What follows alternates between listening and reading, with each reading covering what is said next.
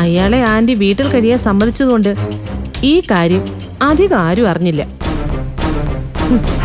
മറിച്ചായിരുന്നെങ്കിലോ അയാൾ വെളിയിലിറങ്ങി സത്യാഗ്രഹം ഇരിക്കുമായിരുന്നു. അവസാനം നാട്ടുകാരും പോലീസും കൂടി ചേർന്ന് അയാളെ ആന്റിയുടെ കുടുംബത്തിൽ തന്നെ കെട്ടിവെക്കുകയും ചെയ്യും.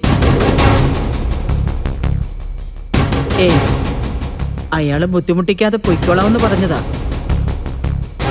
ആദ്യം ഒരു ദിവസം അവിടെ കഴിയണമെന്ന് പറഞ്ഞു.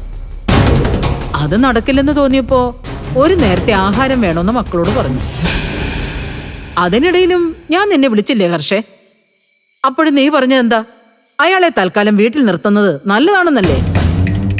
അതെ ആന്റി, ആ പറഞ്ഞതിൽ തന്നെ ഞാൻ ഇപ്പോഴും ഉറച്ചു നിൽക്കുക. അല്ല, അത് ശരിയായില്ലെന്ന് ആന്റിക്ക് ഇപ്പൊ തോന്നാൻ കാരണം എന്താ? നീ അയാളെ കുടുംബത്തിൽ ചേർത്തോളാൻ പറഞ്ഞില്ലേ? എന്റെ പട്ടി പോലും അയാളെ മാനിക്കാൻ പോകുന്നില്ല ഹർഷേ. അതെനിക്ക് അറിഞ്ഞൂടെ ആന്റി, ഞാനൊരു തമാശ പറഞ്ഞതല്ലേ. ആന്റി, ഈ പുതിയ സാഹചര്യത്തെ നമ്മൾ നേരിടും. അയാൾ സ്വമേധയാ ആ വീട്ടിൽ നിന്ന് ഇറങ്ങിപ്പോകും. അതുപോലെ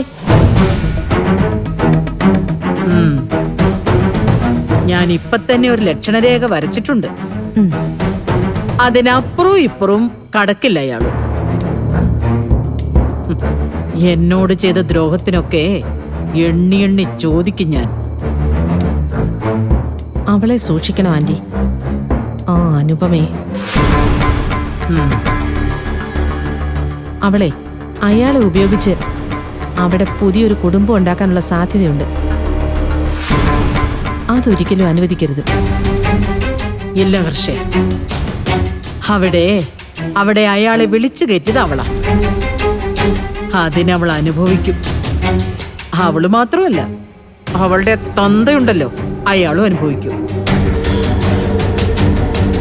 ശേഖരിലൂടെ ഇന്ദ്രന്റെ പെറ്റമ്മയെ കണ്ടെത്തലായിരിക്കും അനുപമയുടെ അടുത്ത ലക്ഷ്യം.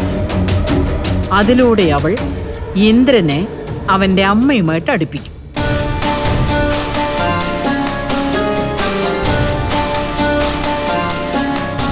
അതെല്ലാം ഞാൻ മനസ്സിൽ കാണുന്നുണ്ട് ഹർഷേ. പക്ഷേ ഇന്ദ്രന്റെ അമ്മയെക്കുറിച്ച് ശേഖരം മിണ്ടില്ല.